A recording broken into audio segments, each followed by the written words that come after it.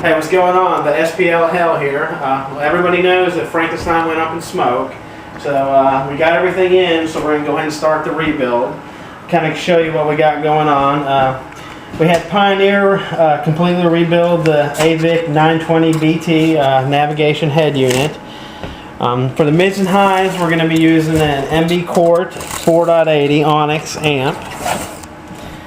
Obviously everything is brand new. Basically replacing everything with new equipment. Going to be running new wires and everything. So this is the amp, the Class D 4-channel. It does, if I remember correctly, about 120 watts per channel, which should be good enough for what I'm going to be doing with it.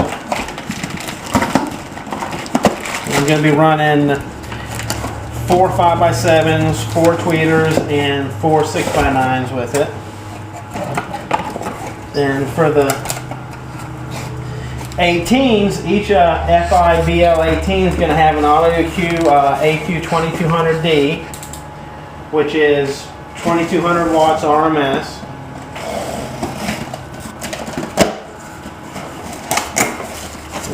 Of course, there's the 2200Ds.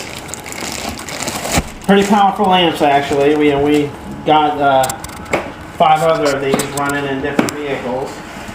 I got 3 in the TheSPLHell, and Charlie's got 1 in his car. Big Tony's got 1 in his truck.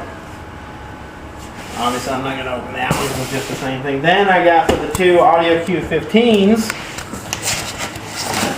I have a AQ3500D, which is 4300 watts RMS, I believe.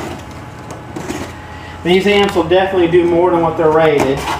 I'm going to be running 2 DC Power 400 amp alternators and 2 0 gauge, 2-0 gauge wire, and this is a hell of an amp right here.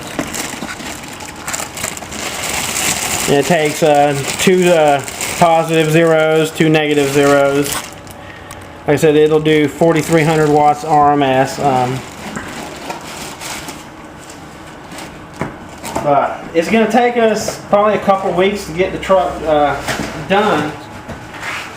But hopefully we'll be as loud as the TheSPLHell when we're done with it. So let's go pick up Frankenstien and let's go get it in the install bay.